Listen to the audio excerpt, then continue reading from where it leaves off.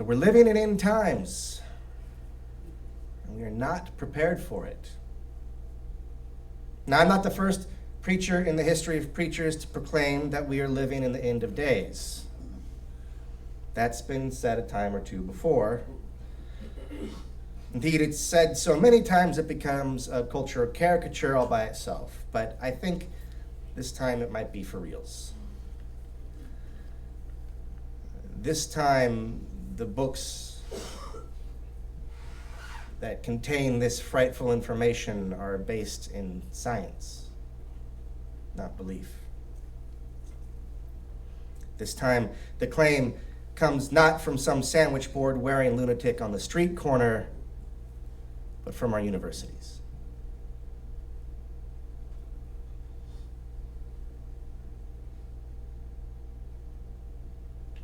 So how do we respond? Is there hope? I would be here whether there was hope or not. I think we all need each other, and we all need meaning and connection. We all need it the more being on the brink of extinction, or to soften it in times of great stress. And you know what every human being, every being that has ever lived has done on the brink of extinction, they still feel this need to be together, to find meaning. The potential loss of human habitability is a huge loss for its scale. That's why the loss is huge, because of the scale of it. Actually, it's huge not because of the scale of it, but because the synchronicity of it. The fact that it could all happen in a very brief period of time. Because the underlying truth is one that all life is born into, and that underlying truth is that we're all going to die. We're all going to die anyway. And so this is a thing that influences our species, whether or not the oceans burn, whether or not the bombs drop, whether or not the plagues come and the rains don't. And this has been the case since before we were sentient. And we are still unprepared. But in your presence here, in that instinct, that inclination, there is a clue and there is hope. And it is a clue that points to the instinct for compassion. I've learned recently that that compassion is instinctual. It is, in some ways, biological. It has evolved with us and shaped our own evolution. And it started with kin selection and something called reciprocal altruism. And so kin selection is where you treat your spouse well because they will carry and promote the survival of your genes. And then in the case of reciprocal altruism, it's where if you scratch my back, I'll scratch yours. And so this kind of compassion isn't really inspirational. It's fairly self-serving, and that is okay. It's a start at any rate. And given that the evolutionary blueprint for compassion is self-centered, is it any wonder that the social scientists today have basically found that for us to act compassionately, we must be in a non-zero-sum situation. That is a win-win situation, even if that win is just to make us feel good, a little endorphin rush.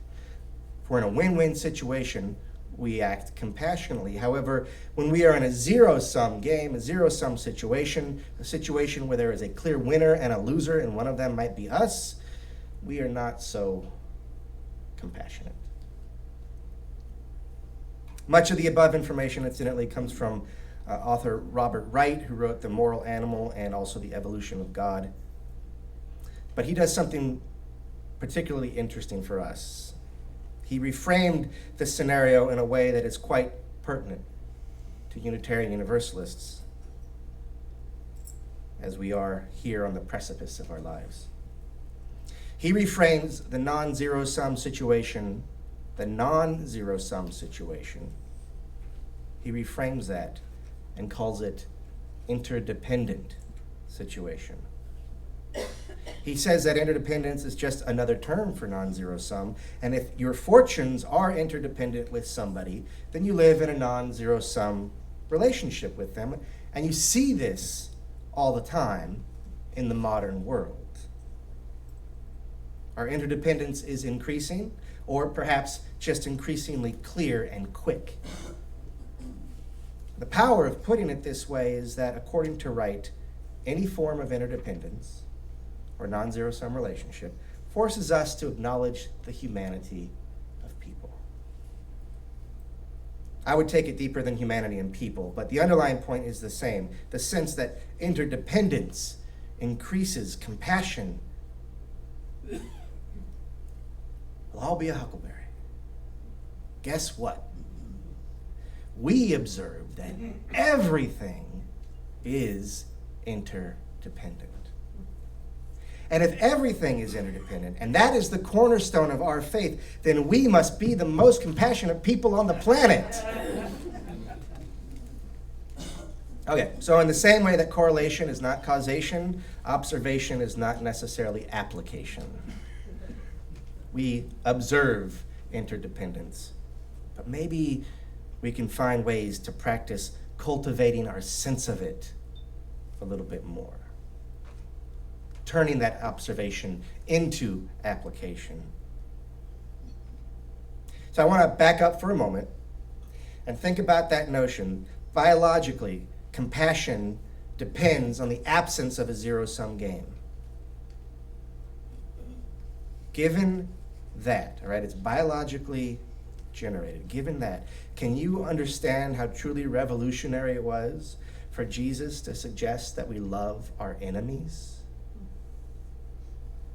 That is revolution on a genetic scale.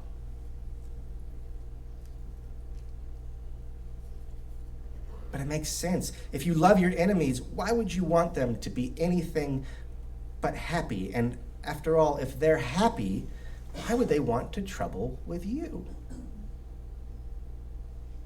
May our enemies be happy. This is not only a Christian way of thinking, it is a Buddhist way as well. Though the Buddha also coupled this understanding with an equally genetically revolutionary concept, and that is that there is no isolated self. What we think of as the self is an amalgamation of interdependencies that is constantly shifting and changing. We are made of each other. We are each other. So what am I saying? I am saying that failure is inevitable. The only variable is timing. We are going to fail. Biologically, personally, mutually, socially, possibly ecologically. The end is nigh. But even if it is all over, whether it is our own personal terminal diagnosis or the probability that we have doomed the entire human population of our planet, then compassion can still give us deep meaning, powerful and transformative experiences. Because the hope of compassion is in the present moment. Not in the next moment or year or decade. The hope of compassion is right now.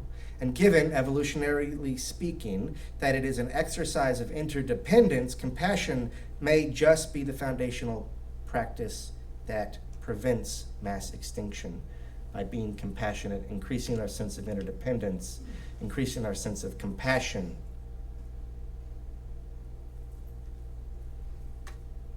And so in either case, compassion must be our first response, for it is our final hope. Compassion is our evolutionary inheritance. It is a self-serving instinct, but it, like us and everything we see, is still evolving. I think it is up to us to accelerate that evolution. So how do we do that? We increase our sense of interdependence. How do we increase our sense of interdependence. Everything is interdependent. What we need to increase is our sense of it. How do we do that? Well, we've heard love your enemies and understand that we are made of each other. That's fairly intellectual. You'll have to figure out how to work that into your lives because it is very hard to think that way. It is very hard to love your enemy. It can sometimes be hard to love someone that you love. It can sometimes be hard to love yourself. In a weird way, it's very hard to love.